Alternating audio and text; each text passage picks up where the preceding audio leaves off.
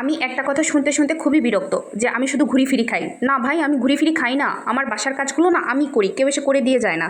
এই যে দেখেন চিকেন রান্না করতেছি, এটা হচ্ছে কম্পালসারি আমার বাসায়, দু একদিন পর পর এটা রান্না করতেই হবে।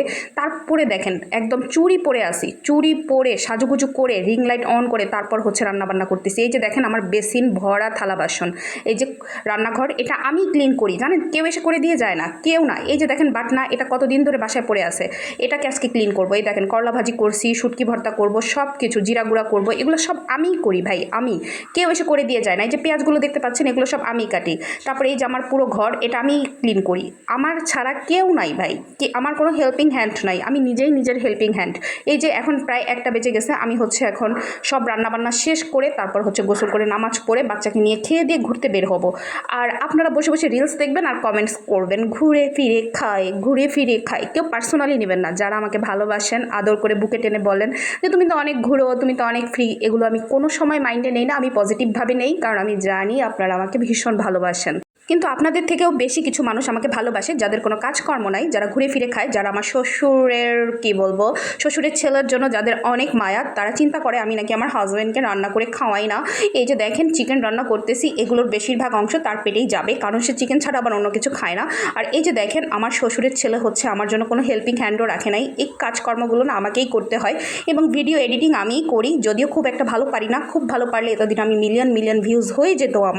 আমার ঘোরাফেরার ভিডিও আমি বেশি আপলোড দিই, কারণ হচ্ছে আমার পেজটা যখন আমি ওপেন করেছিলাম তখন আমি সিলেটে থাকতাম, আর সিলেটে তখন আমার স্বাধীন জীবন ছিল, আমি ঘুরতাম ফিরতাম, আসলেই তখন খাইতাম।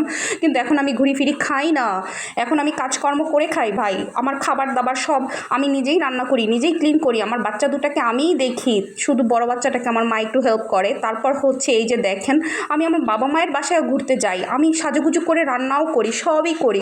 দেখেন আপনারা যদি এতটাই কষ্ট লাগে, জেলাস ফিল করেন, আপনারা করতেই পারেন, আপনাদের অধিকার আছে, পূর্ণ অধিকার আছে জেলাস ফিল করার। কিন্তু আপনারা রিয়ালিটি মাইনা নেন যে আমি সব কিছু করে তারপর ঘুরি ফিরি খাই।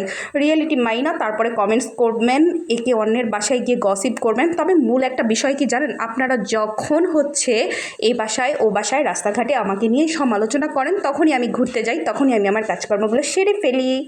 এক্সট্রিমলি সরি আজকের এই ভিডিওটা যদি কেউ পার্সোনালি নিয়ে থাকেন, আমি অত্যন্ত দুঃখিত আপনাদের মনে কষ্ট দেওয়ার জন্য। আসলে আমি একদমই বলিনি। আলহামদুলিল্লাহ আলহামদুলিল্লাহ আমি সব কিছু করতে পারি, ঘুরি ফিরি খাই এবং হচ্ছে রান্নাবান্নাও করি, বাচ্চা কাচ্চাও সামলাই। আলহামদুলিল্লাহ আমার বাচ্চার পরীক্ষার রেজাল্ট দিয়েছে, সে ভালো রেজাল্টও করেছে। বড়মের পরীক্ষা গতকাল শেষ হয়েছে, তাকে নিয়ে বাহিরে খাওয়া দাওয়াও করে এসেছি। ইনশাল্লাহ আবার যাব ঘুরতে, সেটাও আপনাদের সাথে শেয়ার করব শনিবার। এই যে দেখেন তাড়াতাড়ি করে ধুয়ে ফেললাম, কতক্ষণ লাগলো, 2-3 মিনিট লাগলো। আমার বাসায় কেউ কাজ করে দিয়ে যায় না। তবে আপনাদের যদি সময় থাকে, আপনারা যারা গসিপ করেন তারা কিন্তু গসিপ বাদ দিয়ে আসতেই পারেন আমাদের বাসায়, মোস্ট ওয়েলকাম। আর হ্যাঁ, ভিডিওটাকে পার্সোনালি নেবেন না। আল্লাহ হাফেজ।